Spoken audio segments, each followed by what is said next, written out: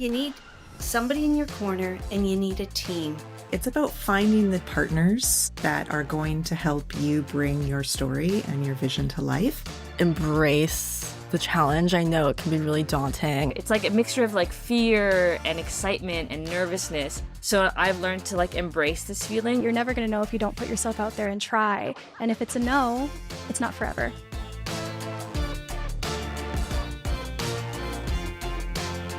Welcome to First Frame, brought to you by TELUS STORYHIVE. I'm Jennifer Park. And I'm Cameron Zinger. And we're excited to be here with you again, one more time, for a very special look back at our first season. We've covered a lot of ground in these 12 episodes, heard from a number of really passionate and talented creators, and heard so much valuable advice from industry insiders. So let's take a look at the highlights, lessons learned, and key takeaways to make sure you, our listeners and viewers, didn't miss a thing. As Cam's been saying all season, Canadian creators need a podcast to call home, and this is it. Cam, do you remember last year when you first came up with the idea of launching a podcast? I have to say, I was not sold at first. Oh yeah, do I remember. But it turns out making a podcast is a ton of work, but also a lot of fun. Thankfully, we worked through it all, and now we have a better understanding of the challenges that our creators face, like why one of them filmed their first episode 13 times, you told me the other day. Absolutely. It has been a huge roller coaster ride, especially for a couple people who've never hosted a podcast before. What do you think was the biggest challenge we had to deal with? Where to even start? Which topics to discuss, which guests we need to chase down, juggling our schedules, like two people, not just ours, but our guests as well. Then we had to do the cut reviews in post, and never mind just the jitters we had in being camera for the first time. So putting yourself out there as a host can be, to be honest with you, pretty nerve-wracking. It really makes you realize that you're not perfect, and that's completely okay. We are human. You have to learn as you go, just as our listeners and viewers are doing on their creative journeys. For sure. So with that in mind, let's look back at our own journey and share some of our favorite moments and themes. One thing that came up over and over again in pretty much every episode we did was the importance of finding your community. It's so foundational, Cam, whether it's building an audience, sourcing out a support network, or connecting with collaborators. First of all, you need somebody in your corner and you need a team. Just a couple of people that will come on board with you, that will tell you the truth, not just yes people, because I don't have all those people in my corner. I actually don't look for yes people. I look for people that are going to be true. They're going to give me their opinion. And I just think they're going to be real. So I think you need those people. Don't do it alone. I think that's what I've been learning, and that's what I've been told. I think as a creative, you're always like, okay, these are my ideas. This is really cool. I'm going to figure it out. But nothing gets done without a collective. So I would say, like, find people, even if it's not friends that are in the content creation world or do film, people that could just, help out in other ways. So find your collective, find your people. Don't do it alone. This is a relationship-based industry, and even if the first project that you're bringing forward doesn't get off the ground with the folks you are really hoping to back your project, think about it as a long-term relationship and really prioritize that, because if you stick in this industry, you're going to be crossing paths with people for 10, 20, 30 years, however long you stick around, and these are lifelong, career-long relationships. So really focus on that. It's about finding the team and the partners that are going to help you bring your story and your vision to life. So to me, it's about finding that community, and it's, going to meetups and industry events. There's all sorts of myriads of places people can go to meet like-minded folks that are also wanting to make content. And so find those people, find that right team, and that will start to open doors. Work through it together. The one thing that really helps me is like it's a small group, but I have some really close creative friends who are women who are doing incredible work, who like support me, who I turn to. So I think it's also really important when you're a creative to have other creatives who you can trust, who you can turn to with your mask down and really share your inner struggles. So a lot of our like early engagement with people was just like telling people what the project was. Be like, no, this is a documentary. It's created by fans. It's not unofficial work, but it's about as close to being official without actually being official as you can get. The community has truly been a family. Like, you know, it sounds so cheesy and everyone's always going to say these kinds of things, but truly, without the community, we wouldn't be here today. Wow, we've got a lot of great advice from our guests. What's your big takeaway on the topic of community? Honestly, when it comes to community and the conversations that we had, I kept hearing over again how a community can really set you up for success.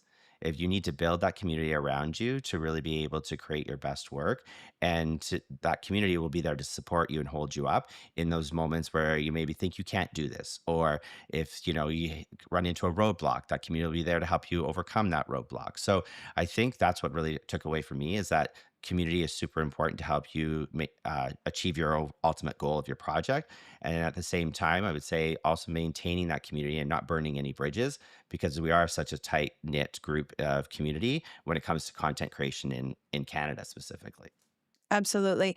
I think just acknowledging that this entire industry is built around community. So whether you want to be a filmmaker or a live streamer, or even a digital content creator that is just putting their content online, your success is completely built around your community. And especially for new and emerging creators who maybe don't have all the skills in all areas, don't fully understand the entire process of creating content and getting it out to audiences, your community can really be there to support you as you are learning along your journey.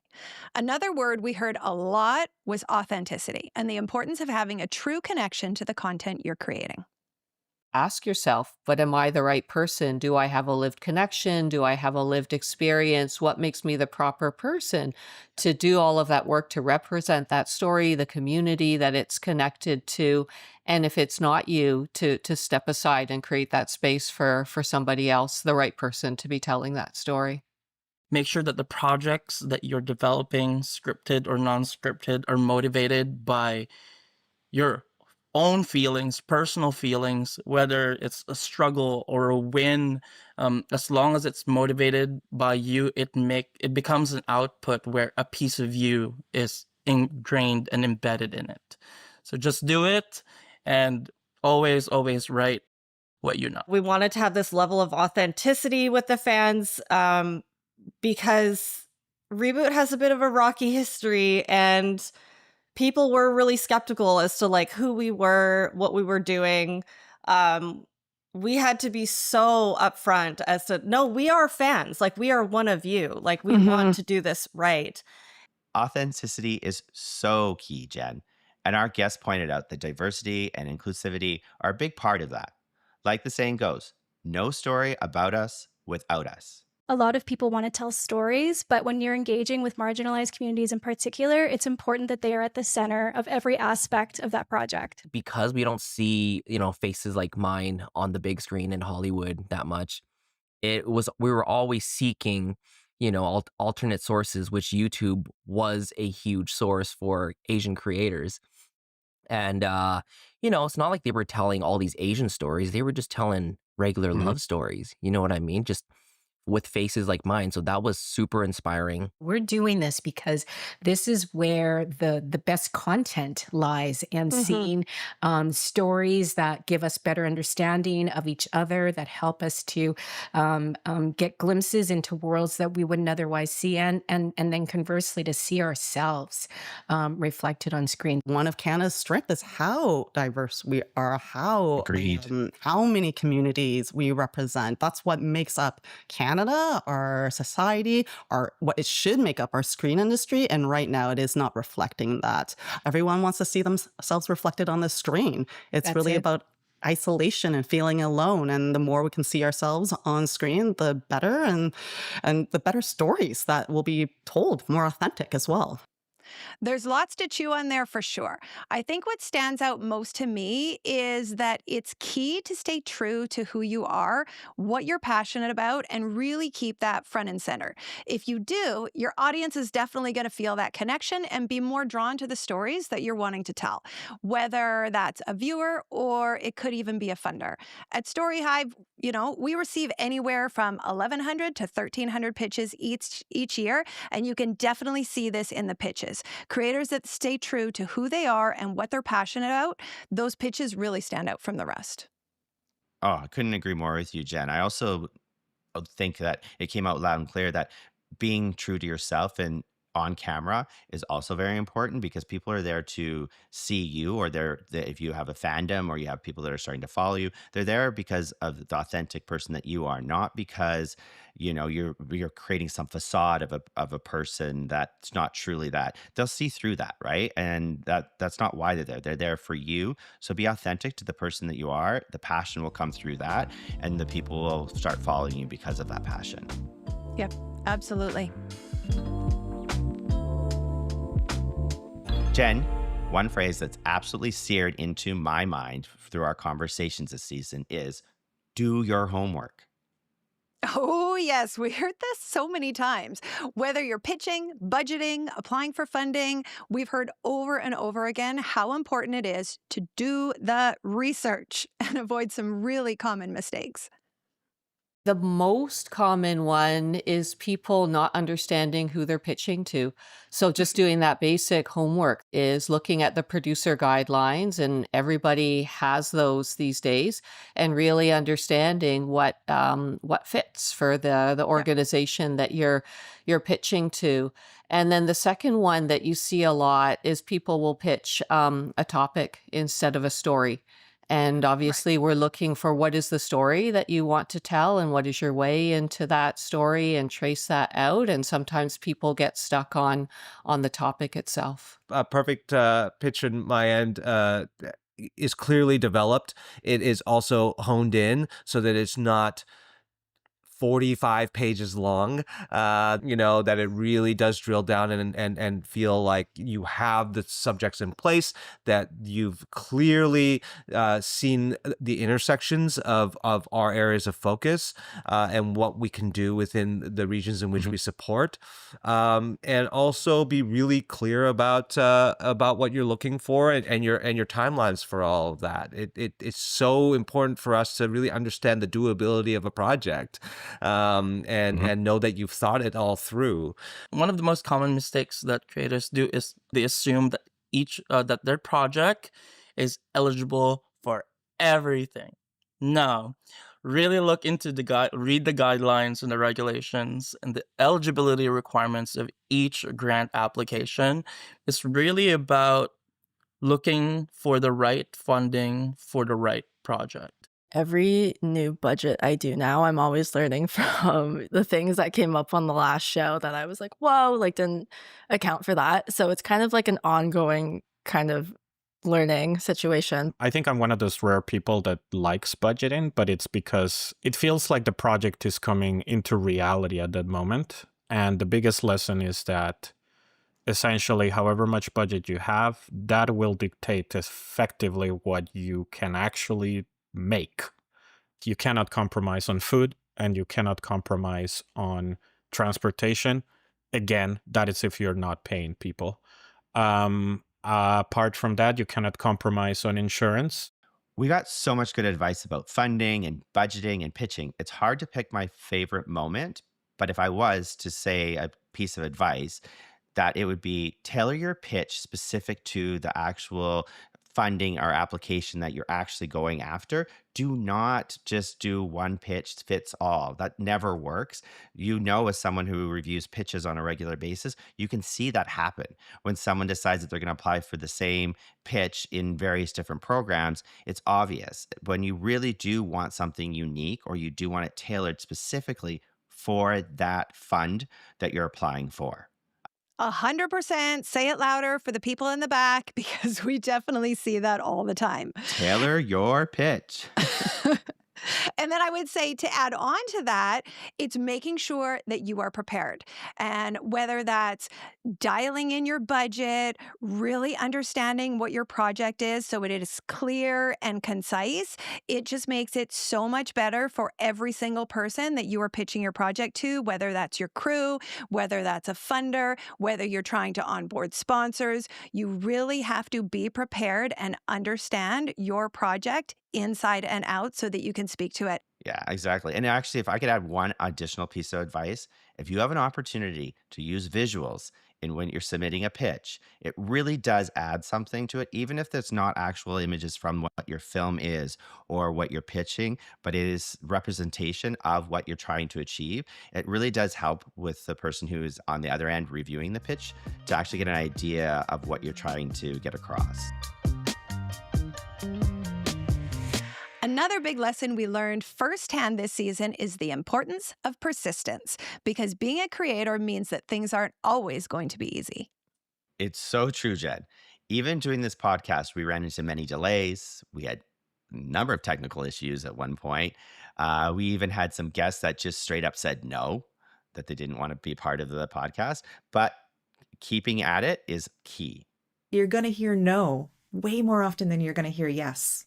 And so you have to remember that this is your vision, your story, really truly believe in yourself. You're going to get one yes for every 10 no's. For a while there, when we were like really deep in it, we would have a list going on our whiteboard where when we were at 7 no's, we knew that it was coming, and we never got the 10 no's. There was always a yes. But if we got 2 yeses in a row, then we know there's maybe 20 no's coming. Don't become so tunnel vision that it's just about this one project. Listen to what you're hearing about why this project is or isn't a fit right now.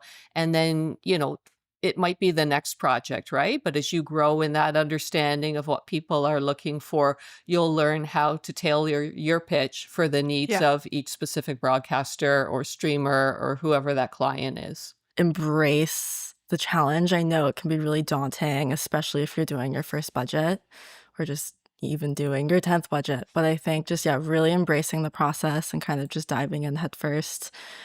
Embracing the fact that you're going to make mistakes. If you want to get into broadcast, try grab a random episode of a TV show you love and recreate it. Film it yourself shot for shot. Try to match as many angles as possible. You'll learn so much in doing that. You'll understand the timing, the pacing, how scripts work way better than just continuing to make your own videos. Find a way to own your audience, because they're, at the end of the day, they're actually what is valuable for you and for everybody else. A no isn't forever. You have the opportunity to learn from it. And I think when we're so scared of even putting ourselves out there, a no is better than a what if, because then you can pivot and you can learn and you can adjust. You're never going to know if you don't put yourself out there and try. And if it's a no, it's not forever. This is something I really believe in, and I know so many people have heard me say this before. A no isn't always a no. It usually just means not right now. And for me, I think this is a really important piece for new and emerging creators, because I fear that creators will apply to a fund for the first time. They'll get a no, and they instantly think, I wasn't good enough. My pitch wasn't strong enough. I'm going to forget it. I need to try and do something else. And I think in a lot of cases, there's so many reasons why you might get a no, and understand that you are going to get more no's than yeses. You just have to keep pushing for that yes. It could be that a funder doesn't have enough money, which often is the case at StoryHive due to the number of pitches that we actually get.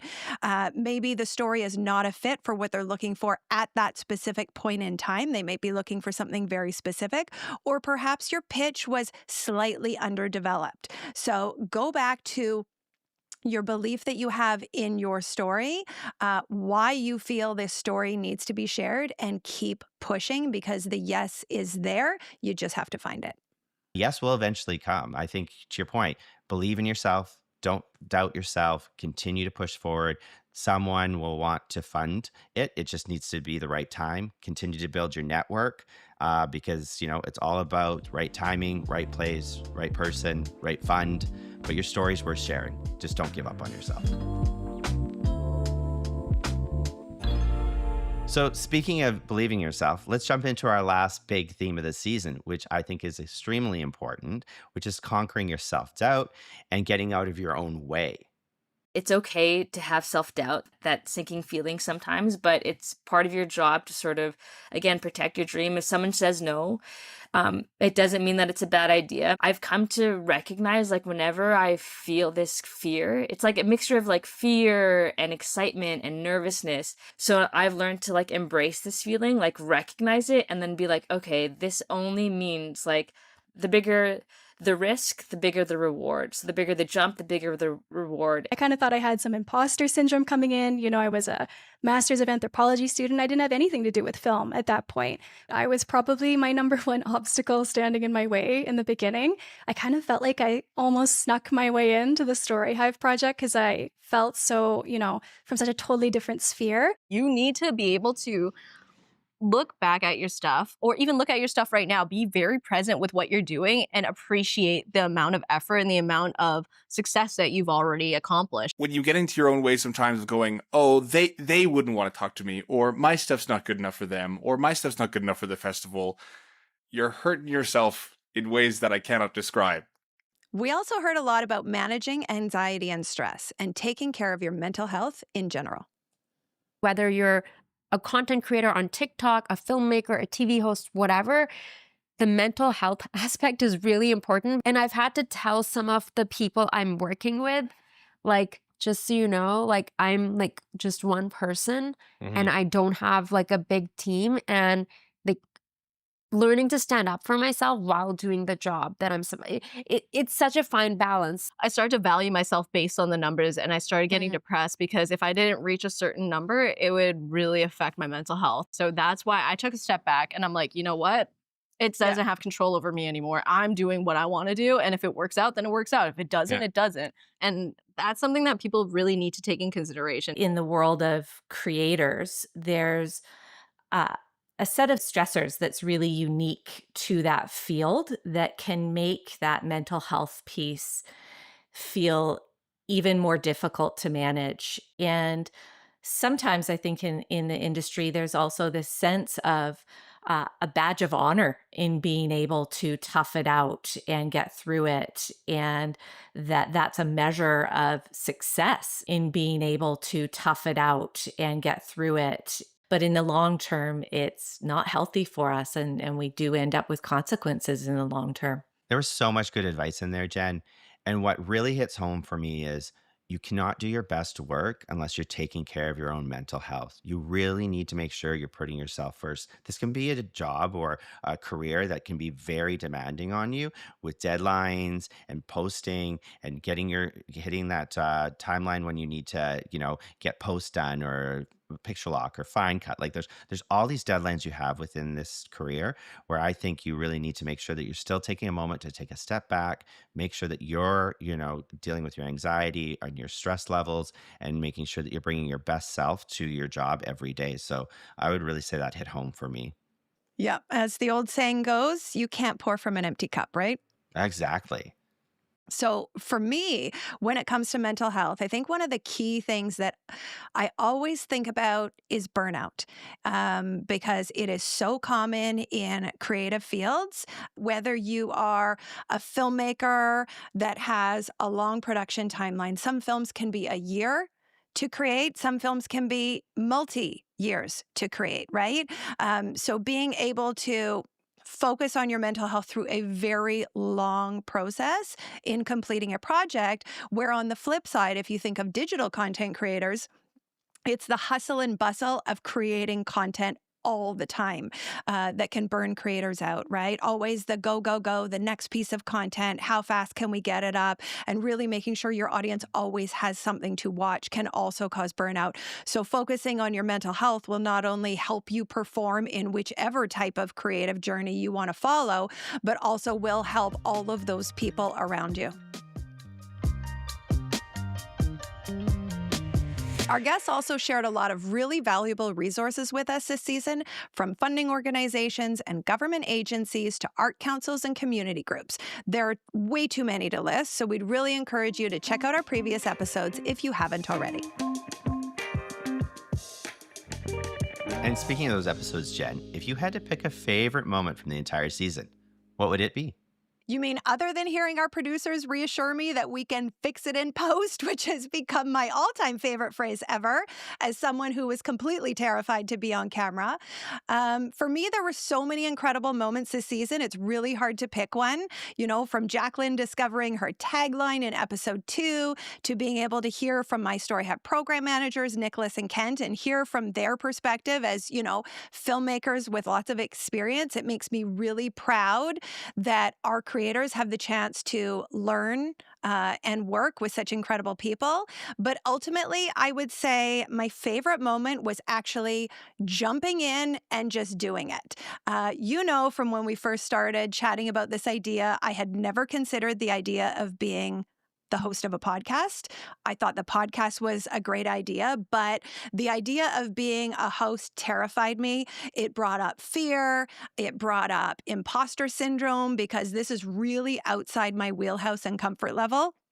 But it really put me in the same place as our creators that apply and are in our programs. I have a newfound understanding and respect for everything that they go through for any content creator to create content, you know. And I think just overcoming that fear of being on camera, forgetting that we're recording, and really diving into incredible conversations that we wouldn't otherwise have been able to have while learning through this process and, you know, understanding all the work that is required to launch a podcast, for me was just, I'm proud of us. Let's just say that. I completely understand where you're coming from, Jen. I felt a lot of the same things that you just talked about, like, which also loops it back to, like, I think my favorite moment, which is really our very first episode where we talked about, can I really do this? Which really hit home for me, getting onto the mic for the very first time, being in front of the camera. But we had, you know, 3 really amazing guests that showed us that it could be easily done, from Kels and Kat and Griffin, and really just saying, put yourself out there, be you, be prepared to, you know, make mistakes, be prepared to learn a lot, and just be fearless, I think is what one of them said at one point in time. So I think I say that would be my favorite moment, because they wrapped up all of the things that I felt over this first season in our very first episode. Yep. I absolutely 100% could not agree with you more. So what do you say, Jen? Do you think we should do it all over again and start a season 2? Well, I never thought I would actually say this, but I am 100% in. So I guess it's official. Keep an eye out for season 2 coming in 2026 on YouTube, Optik TV, and everywhere you get your podcasts. I guess that's it for this episode and our first season of First Frame, brought to you by TELUS STORYHIVE. A huge thanks to all of our guests who shared their advice and experience with us. And thanks to you, our viewers and our listeners, for joining us. It's been an absolute blast. It has. It has been so much fun. And if you'd like to learn more about how TELUS StoryHive can help you along your content creation journey, you can check out storyhive.com. Until next time, I'm Jennifer Park. And I'm Cameron Zinger. And that's a wrap.